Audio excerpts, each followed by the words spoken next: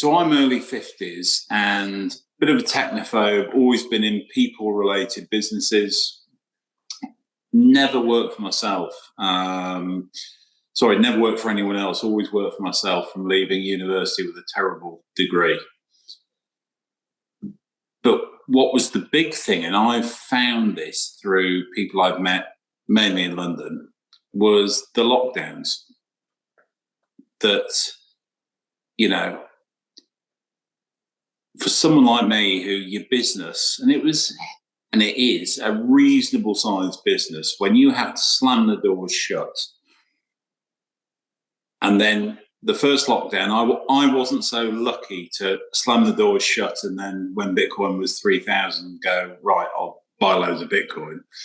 The first lockdown was shit, how can we stay alive? So we were restructuring, we were with employment lawyers, making redundancies, streamlining things, etc. And to fast forward, I then got approached by a company, because we do promotional stuff and event marketing, who were a crypto company. And if you remember, when you could walk with one person somewhere, and I went for a walk with a guy who was in finance, who then said to me, he said, listen, if you need to find something about crypto, you need to watch this channel. And it was Max Keiser's channel. Nice. So, and it was a bizarre chain of events, but to cut it short, my sort of orange pill or Bitcoin moment was really fast. And it was 2 twins were born next door. We had a little puppy who was barking. We didn't want to inconvenience the neighbours. So I was like, right, I'll sleep on the sofa. What do? You wake up, put on YouTube, watch a few things, and then my daughter's initials are BTC, who was born 5 years previous. And the second lockdown was when we'd restructured the business, and I had, for the first time in my life, time to do something. And I considered, I'm not bad at darts down the pub. Could I get on a world tour? Could I learn a language? And then the minute I watched not just Keiser, a few other people, it was very quick. And I'm probably one of the only people I know. I've never bought another coin, and it just made complete sense to me. Yeah, like that is good, because like it took me. It was 2017 when I first became aware of it, but it took me until 2020. It was a similar thing that really triggered me was lockdown, and as you say, being shut. That made you make a few drastic decisions to start with. But when you saw, well, for me, all this money being printed out of thin air, and then I started to catch on to what Saylor was talking about, Michael Saylor, what he was doing, and that's when it really clicked for me. 2020 onwards was, as you say, it was Bitcoin only from that point. And realizing what it was, but it didn't really, it took me another couple of years to really be kind of galvanized into the Bitcoin only kind of train or trail of thought. But it's quite unusual. The discussions we have normally from people, it usually takes a process where you didn't go through the whole shitcoin casino as such or anything like that. Did you sidestep that, Jez? I didn't. I had heard the word. Yeah. Until that second lockdown, which would have been late 2020, knew nothing about it. Yeah, that was. I've got one of my family members. He's been involved for a long time in terms of trading coins and whatever. And I was a bloke who's always run his business. And if you're going to invest money, you invest it in real estate. That was it. But it was really, and this guy still, this family member says, Christ, I told you about this in, 2015 or 14. I wasn't, and a lot of the people I speak to, and I've been surprised with the, how can I put this? The age of the Bitcoiners who I've met, they're a lot older than you would have thought. But they all had one common ground. Most of them have run their own business. Most of those businesses were affected through lockdown or through COVID. And they then had time to do something and stumbled across it in some way. Yeah. And do you think going through that period of COVID, going through that pain, and it resonated with a lot of other business owners, is that what's kind of given you the drive to, because I know you've onboarded quite a few businesses over the last potentially couple of years. What was your main driver for that, to try to go out and potentially onboard as many merchants as you can? And I'm assuming you're still doing that, obviously. So I tell you the story. It was, you're in this sort of space and information, and I'm not a technical person. You're thinking, when you sort of get it, you're thinking, how can I add value? Well, I could add zero value. And I remember feeling one day really guilty of like, Jesus, what can I do? And there was a local restaurant that was struggling. And it was, it was okay. And I thought, you know what I could do? I'm essentially a sales guy who trains salespeople and has 100 employees who sell things. I'm going to go order a coffee on a dog walk, sit down and try and just get them to accept Bitcoin. Anyway, it wasn't a hard sell, because then you throw in maybe the odd event or what have you in there. And so they signed up, and then we started running dinners out of that same place. And then it was like, right, okay, I think this is my sort of niche in this community, because I'm not technical. You don't get me on any, videos, podcasts, anything about, the technical side of Bitcoin. But that's the beauty of it, is it's open to anyone and anyone's skill set. And I thought, and I think I was right at the time, is I think the skill set of Bitcoiners at that time, and this is only 3 years ago, not enough people are shouting about it. It's a bit underground. And so we started running these dinners at a restaurant every month, and then have a little speaker in, and quite controversial topics, and school dads would come in, and everyone enjoyed it. And because they accepted Bitcoin, there was a sticker on the window. Suddenly that gave Bitcoin some credibility within this sort of community of posh Southwest London folk who are all in finance. That everyone around here works in finance, probably apart from me. I just work on Twitter. And did that carry on? Did you see, obviously there's, what year was that, Jez? That would have been maybe 23. And then they've gone out of business because they ran a disgraceful business. And I remember I was at the Madeira conference, and he called me and said, hey, you're with your Bitcoin mates, can you raise 23 grand? And it was like, what for? He goes, haven't paid the rent for a year. It's like, Jesus Christ. But on top of that, we built a community of businesses in Southwest London, or I have. So I buy, my butcher accepts Bitcoin. Tooting Market, there's a fair few places who accept it there, and the anchor tenants do. And the big one, Steve, who's got a brilliant business, Boom Bat Burger, who's the anchor tenant in Tooting, has one in the City of London, which accepts Bitcoin as well. And there's a lot of City of London meetups who now support Steve. Be it, gym instructors, whatever. There's an ecosystem. And there's a guy in chat. Yeah. So that was my first contact point, is how can I add some value?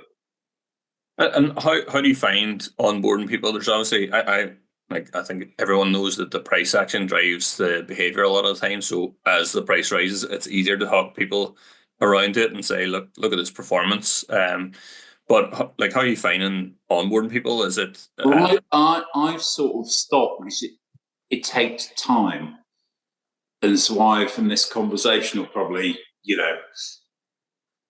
develop. It takes a lot of time to just, outside of your day job or business, to onboard a merchant. It was never for me about the price action. And I always thought, and I chat to this with the Bridge to Bitcoin guys who are incredible, because I've got such a simplistic approach to Bitcoin. It was far easier to onboard a merchant for me than maybe someone who is so entrenched in price action or tech or whatever. This was just, can you get the odd extra customer or the odd extra event? Like, where's the loss? There isn't one. And then every business, I mean, the guys at Boom Bap in London, they didn't know anything. In fact, they were quite anti-Bitcoin. And this is the thing, when I was bringing on the Tooting market and a few merchants, they are now so pro-Bitcoin. And it's touch points. So for me, it wasn't, and you do get these people who go, oh, do they know about cold storage and whatever? No, for me, it's about the touch point, accept payment, done. Then the curious will follow. Yeah, that's always the way. And Jez, your main aim, is it to, like, when we speak about onboarding small businesses to Bitcoin, there's always two levers really to pull on. One is the Bitcoin in your balance sheet, your treasury angle, and people can do that, and they don't have to accept Bitcoin as payment. And there's others that can accept Bitcoin as payment but don't keep it on their treasury because maybe that's an extra, as you say, extra customers, or both, of course. Like, do you lean on one or the other when you're speaking to people? Does it matter? I think I've changed tack massively. So Tooting market, as an example, Bitcoiners, and I can get both arguments, Bitcoiners don't like to transact in Bitcoin, most of them. You run an event and probably 70% of them don't have a Lightning wallet. And you're working your arse off to onboard loads of merchants. And I was like, I'm bashing my head against a brick wall here. So I thought, okay, consolidate. Don't bring many more on, but let's sort of funnel traffic at the ones that do and the ones that stay. And then, and I guess the whole, because I run my own business, and back to the COVID days, late 2020, I invested in Bitcoin personally. From then on until last April, I couldn't business-wise. Why? Because I was saddled with a great business that was shut down, but essentially every bit of profit was going to pay off debt through loans, etc. And I'd never considered a balance sheet opportunity for SMEs. But then last April, when you finally paid everything off, and we really looked at, I've got 100 and odd employees. We looked after, and some self-employed, but we went above and beyond. But I remember myself and my business partner said, I remember in the lockdown, is the moves we make now people will judge us. Because there were a lot of people who were on, if you remember the whole furlough scheme, and yeah, people were like, it's great. Well, there were a lot of our staff who were highly paid salespeople who were out of pocket. So we topped a lot of people up over that period, and we got so much loyalty but we built up a huge amount of debt. We paid it off, and then it was like, right, Bitcoin on the balance sheet. This is the most obvious move of all time. Not in an irresponsible way, but a certain percentage of every week in our business, we get paid every week on invoice value. We take 12.5% cold storage. Don't even look at the price. Before that, 2 and a bit years ago, I remember running a call because staff were moaning about their company pension performance. And I said, okay, well, it was a pretty shit presentation, to be fair, but half of them dropped off, half stayed on. And I said, look, you can dollar cost average or pound cost average into Bitcoin every week. And quite a few of them did it. And it's amazing the stats now of those that did it, who have been buying every week or every month compared to company pensions. And I think 2 and a bit years ago, they're up like non-realized profits 160%. So simple strategy too. Whereas, and that I think that's one of the biggest problems with Bitcoin for other people is it's so simple. And I'm really thick. So it works. I think that's the discussion we have too. It's like, do you try to educate people as much as possible around Bitcoin first, or do you just get people to put a little bit in to Bitcoin and watch how it works? I think, from what you're saying, and I think for myself as well, it's way more impactful, dollar cost average, pound cost average, just even a small amount, and just watch what happens and learn how it works that way. Because as you say, you don't have to get all technical about it. You don't have to know the nuts and bolts of how it functions. But just having that experience, I think it's a key thing. It's a natural human thing to have an experience with something. Once you get to understand through experience, then it becomes obvious. And obviously then you can check the price. You see your pound value's gone up, euro value, dollar value's gone up over a period of time. It's more of a draw potentially that way. And then yeah. I agree. And I think, there was an amazing stat which got me on the whole SME business side of things, that I think retail, the whole FTX debacle has crippled retail and crypto, Bitcoin, etc. People have been rug pulled left, right, centre. But I saw this, I think it was from Allica Bank, a challenger business bank in the UK. And they said, SME businesses in the UK employ 60% of the people, whatever, have £380 billion in their savings accounts, of which over 50% is at 0% interest rates. And then I was like, as a business owner, until recently, being like, well, shit, I had no free cash because I was one of the guys who was rinsed through COVID. And so this is one of my and a few other people within the UK. I think it's a great marketplace for Bitcoin. And then you've got other companies who are going to soon to be launched employee benefit schemes, just pound cost averaging, etc., through payroll. And that's the way, that's the way it should be done. So yeah, but I think I've got a real business focus, and we'll probably chat about the spaces. You guys will be surprised, and I've been surprised about the type of people who've reached out post spaces under anonymous, Twitter accounts, going, can't tell you exactly who I am, but I sort of know. But ... Yeah, we experienced the same thing too. We were very surprised. We kind of operate in that area between Ireland and UK as well. But we were very surprised as well, just putting a few podcasts out, and many people reached out at different backgrounds, different types of people. But yeah, speak to us about the spaces. I know they're on, I think, Monday evenings.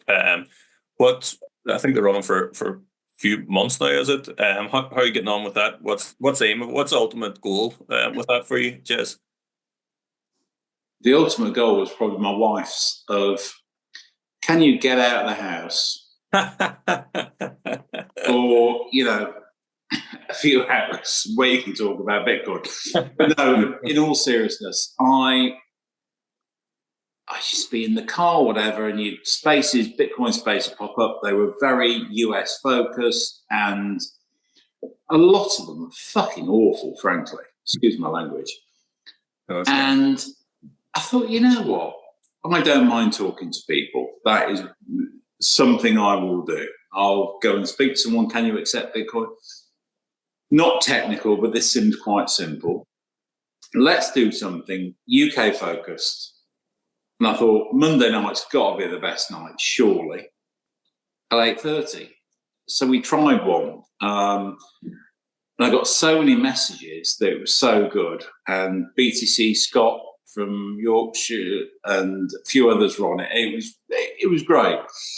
Then I get this message going, you've not done a SCA sort of disclaimer, this is not financial advice. So first one I was like, right, then how do I do this? Delete.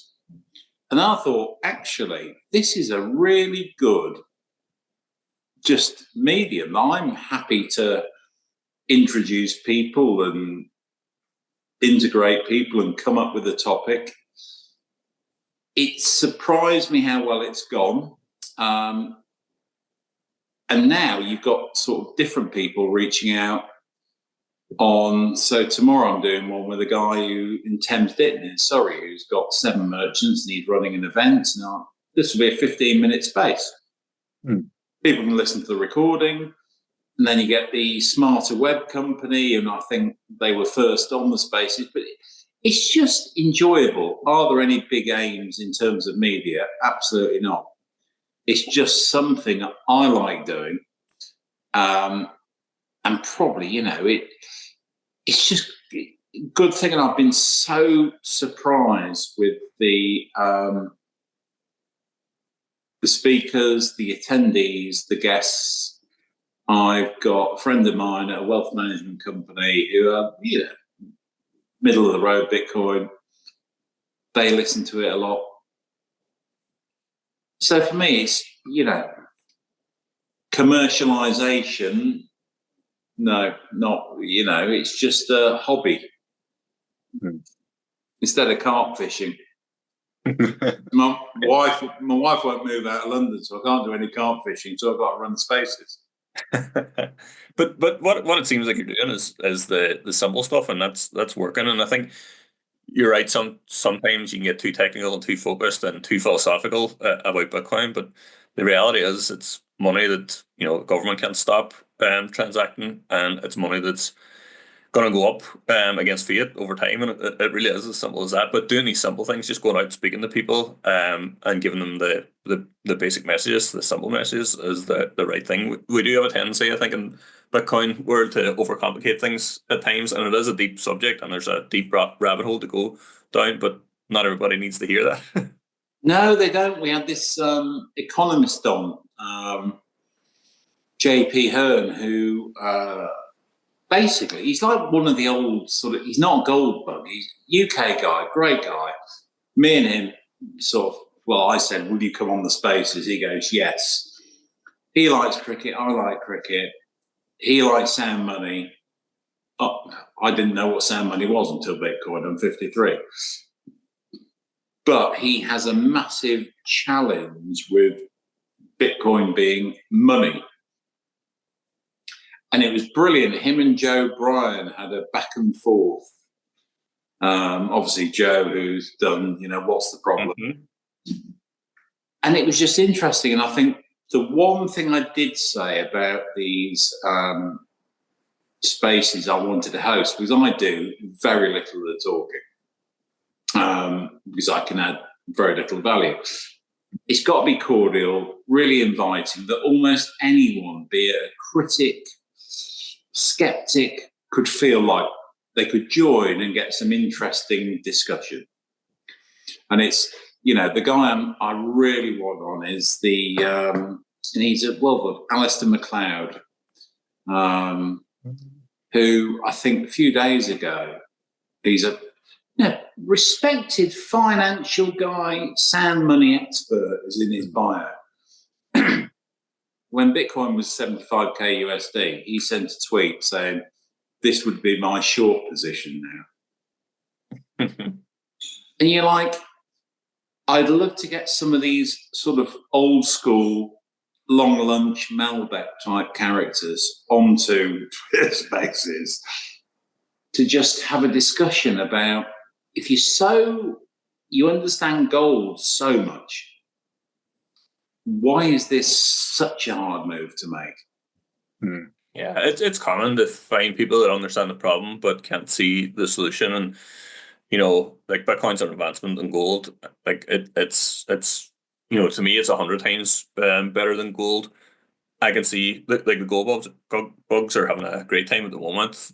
Gold is it's ripping through the price all time highs, and that's great. I actually don't hold it against people that invest in gold, but I don't think it's the solution. In the modern world, it's not the solution. No, but it's also probably an age thing. Yeah, and then I can't remember who said it in the podcast. It might have been Rich. Like sometimes people who are really embedded and maybe like they're an accountant or an economist, from years ago. It's kind of an Achilles heel. Like if you don't come from that background, it's actually easier to pick it up sometimes. So you've kind of been grounded in that for so long that it's hard to undo your thoughts. You kind of have to unlearn a lot of stuff that you've learned before in order to get it, and that's kind of probably the challenge that you're facing with some of the old school people that have. Yeah, but it's the same arguments. This great guy, I always listen to him, and he's a gold bug, Jim Rogers, who worked with Soros, and I think he years ago hired Scott Besson, who now obviously is the treasury, and then he decided to bomb around the world on a motorbike for 3 years and did really well. And it's really interesting to listen to him because he's almost like an old Michael Saylor, but with the different end products.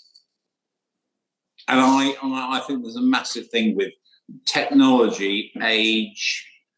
I remember my late mother saying, who on earth could ever put their card details into a computer? That was not that long ago. Yeah. You would know Freddie New, wouldn't you? Yeah. Yes, know Freddie very well. Yeah, Freddie was on our show, and he was kind of saying the same thing. Like he talks to a lot of people in UK politics, and he said, like it's like trying to describe the internet to people, back in the early 90s. It is a technology barrier for a lot of people, and they don't understand it and get it that way. So, like my thoughts or my worry, I think, and we'll get into your view on where the UK is with Bitcoin and where it needs to get to. But my worry at a certain stage was, it's going to take demographics to sort this out. It's going to take the old guard to move out, retire. Obviously everyone died eventually, so a different generation to come along to start adopting this. So you're kind of talking 20, 40 years for this. But speaking to a lot of people, there's hope out there that a lot of things are happening in the education space, but demographics does seem to play a part in it, and the technology. Yeah, I mean,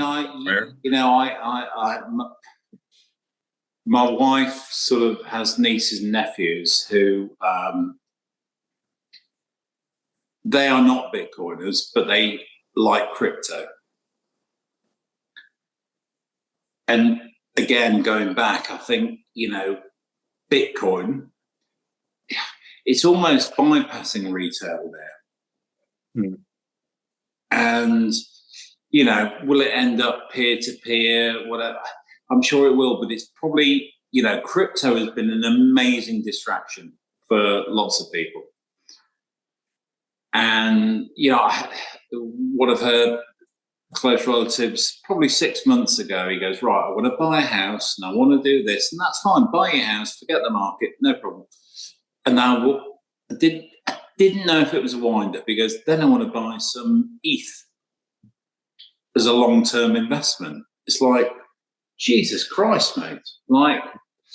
But then I roll myself back to say, I have very little attention span in anything or ever have. I was really good at cricket as a kid, and then I could sell things, and then Bitcoin is the only thing that caught my attention, and that I could actually sit still for a period of time over days and weeks when I was given an opportunity to just go, right, things are making sense. But you're right in terms of the unwinding, that I think a lot of the people who struggle with Bitcoin are just so entwined in the financial system as it is, it's difficult to get out of it. Yeah, it's a challenge we face, but I think there's a good core of people of a certain age group, certain demographic that, and probably there's probably a lot, what you mentioned earlier, a lot of people who went through lockdown probably didn't know who to blame or what to blame, but felt the pain of it. That are probably ripe for onboarding onto Bitcoin, but they just maybe haven't come across it yet, because, as you say, like that changed the worldview of many people, but they probably haven't made the connection yet between, what the money system is broken, and that's led to a lot of control, from governments. Yeah, Centralized power. So I'm seeing we reduce our daughter's screen time, and she's only 10. But she'll say to me, I hate Bitcoin, little daughters do. But her sort of, the lads she knows who come around for play dates, and we know the parents well, Bitcoin is an acceptable term because they all play a bit of Roblox. There are little Bitcoin mining games and things and whatever. It's acceptable. And I think for, a lot of people, it's almost an unacceptable term. And so when we get, the crypto bros have, been rinsed basically, the gold bugs, and they are doing very well, but it doesn't transport or whatever. This younger generation in 5, 6, 7, 8 years who do everything on their phone, and I think probably will be a bit more, and I'm thinking this for my daughter, a bit less screen focused, a bit more world focused, and just, they've heard the word terminology Bitcoin for a long time. It's acceptable. Is it that very word scares people, and that's probably into the sort of UK that's why uninformed journalists are easier saying crypto. They won't say the word. Let's get into that a bit, and your view on UK and where it's at with Bitcoin adoption. Is your angle, because we speak to different people as well, some people coming from the top and say, look, like Freddie and team and the Bitcoin Policy UK, like, we're going to go at politicians and we're going to try and break down those barriers, because if not that you have to do it top down at all. His point was kind of, you need to make sure that they're not opposed to it, so that they can be free to grow organically in a way. Not to say that you need to educate all the politicians. If the politicians get it first, then great, they adopt it, and then everybody else adopts it afterwards. It doesn't matter what way it happens to Bitcoin Policy UK, just as long as the government isn't opposed to it, and it can can be a bit more of a free market. But what's your kind of angle when it comes to UK? I think for Emerge 21, we're kind of more grassroots. We're trying to educate the everyday person as well, the small business and things like that, and other people are out handling whatever's going on in the government, maybe some of the large corporations and things like that. What's your kind of angle, Jez? Are you? I think the fewest small, mid-sized businesses.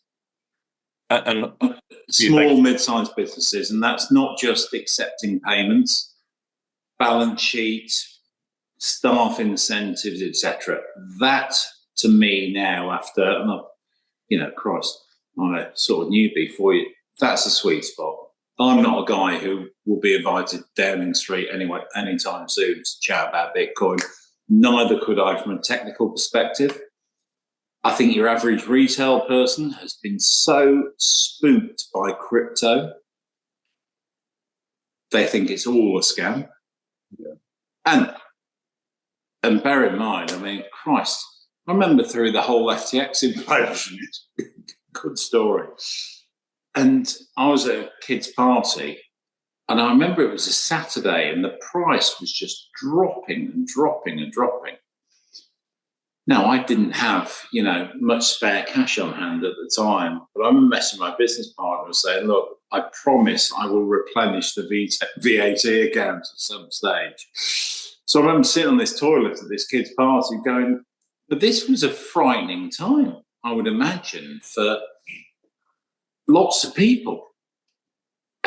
Because it's such a 7 days a week, 24 hours a day. That is, everything else has circuit breakers.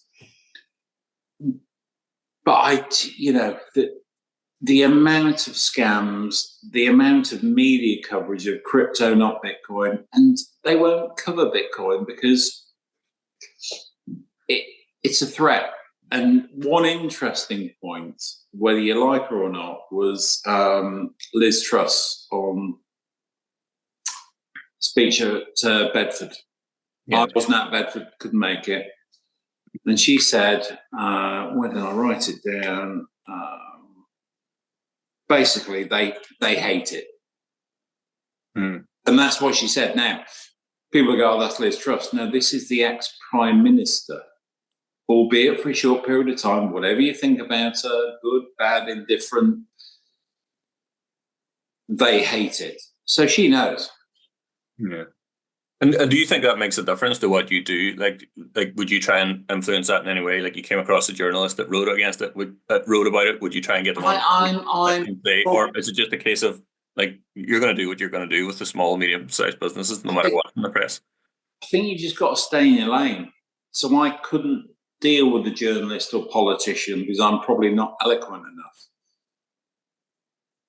But you give me 20 business owners in a room with 50 grand in their savings account, business current accounts, I'll probably be better than anyone to go, you're going to take 20% of that by BTC. And then every month you're going to take 12.5, 15, 10, whatever it is, and put into BTC. And by the way, how many staff have you got? I've had a professional sports team reach out from the Spaces, and it's been fascinating in terms of just the ways you could go about it. Be it portion of players' salaries, yes, accepting payments, balloon payments, percentage, in cold storage for the club. Amazing, but these things, they're slow. Yeah, but also the whole politics game. No, I couldn't do that. I don't think going to politicians directly, trying to convince or speak or even show them the history of Bitcoin, they're not going to pay attention to it because it's not in their remit to actually give it any time or attention. So no, I tried it on a dog walk. Our local MP, who I bumped into twice, and I thought, oh, here we go. And the answer I got back was, we're not very good at this stuff in the UK, are we? Yeah. I'm like, for fuck's sake. Yeah. But that is the problem. You're banging your head against a brick wall. And I think, obviously, what you're doing, like what we're trying to do as well with Emerge 21, just trying to get kind of more grassroots, small business, medium-sized enterprises. For me, that was always the thing. Being a small business, like I'm a micro business, technically, you could call myself from what I do, my day job. I truly believe that businesses have, the community, local communities, their customer base, their yes. general community. If they are showing and leading in kind of accepting Bitcoin payments, talking about Bitcoin, or having some form of Bitcoin related content around their products or services, customers will gradually start to see that. It's like planting seeds, so to speak. And over time, discussions, conversations come up. I've noticed that in my practice. They see the Bitcoin sign, the logo. They might have saw something I said online. And they just start openly talking to me about it in the middle of an eye test. And it's kind of a strange situation where you're having to do your clinical role, but also talk about Bitcoin. But I think it's those kind of things that you're just starting small, but and then it's the whole. So we in terms of what I do, it was like, Christ, can AI influence our day-to-day business? The guy's reached out to me who I met at a meetup, who's now gone on his own and runs an AI consultancy. So we're now paying him for 3 months, and we're 2 months in. What he has done with our reporting is mind-blowing. So he's a Bitcoiner. Is it easier to pay him in Bitcoin or sterling? It's far easier accounting purposes in sterling at the moment. But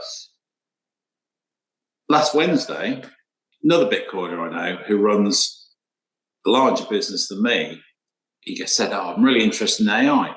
Meet this guy." "Oh, is he a Bitcoiner?" "Yeah." We're all together, a few beers. He's now got a contract with him. This is the great thing about just building a community. Yeah. And I'm all for that within, business. Yeah, I have a similar experience too with the guys from Muscat as well. Yeah. I'm developing a website as well, and they put me in contact with a Bitcoiner who's a web designer, got his own company, and it is a set network effect. Plus, that's what we've previously said in the past, myself and Chris, regarding, if you're going into business now in the future and down the line, you're always going to look to see if it's a Bitcoiner first, because you're on the same kind of page, same mindset, wavelength. Yeah, absolutely. And you're wanting to grow that community. And again, businesses is the way forward through that. Yeah, 100%. Yeah. I also, because I've also got a young daughter, but sort of part of me in this whole thing is, Jesus, in 10 years' time or 8 years' time, when she leaves school or whatever, she'll go, right, I want to go ride wild horses in Wyoming. And I'll be like, I've got someone you can stay with there. Or someone who can keep an eye on you. Yeah, true. And it's the whole global part of it, I guess, that got me with Bitcoin initially. That the scarcity, the fixed supply, the issuance, but it's like, Jesus, this is everywhere. And I think, I saw that not with my business, but another business, that I saw it expand very quickly everywhere. No, I wasn't involved with it. And I was like, Jesus, yeah, we sit in our own little goldfish bowl wherever we live. And that's where I think people are, I say to a lot of finance guys, they're treating Bitcoin like a stock or a company. And I think it is going to surprise people hugely in what it does, not just price appreciation, but in just how it's integrated far quicker than people think. Yeah, I think it's a space to be. I know AI is obviously obvious as well that it's going to be a huge industry, but I can't see any bigger global ecosystem than the Bitcoin network over the ecosystem. And as you say, it's a global ecosystem. And there might be people listening here as well that are kind of, on the verge of saying, should I start up a business or should I start up something related to Bitcoin? But like these kind of conversations show, the network effects of it. And as I say, I think the right place to be over the next, I don't know how many years, but there's plenty of runway ahead. And I think that's, if I was a Bitcoiner selling a day-to-day product or service, or certainly an online business, I'd be tapping up all the other Bitcoiners and going to every meetup and going, I can send you this or whatever. And I think, that's one thing I have found from, I've probably onboarded, probably 40 merchants, 5 have lapsed, 6 have lapsed. They're not proactive enough. And also, none of them have X accounts. Really? That proves but it's like, just engage with the community and offer a discount, or just engage, you will get traffic for free. Yeah, that's the key. And they don't. They don't. They don't. But it's a massive opportunity for any business. And as you say, just integrate some way, shape, or form into the community.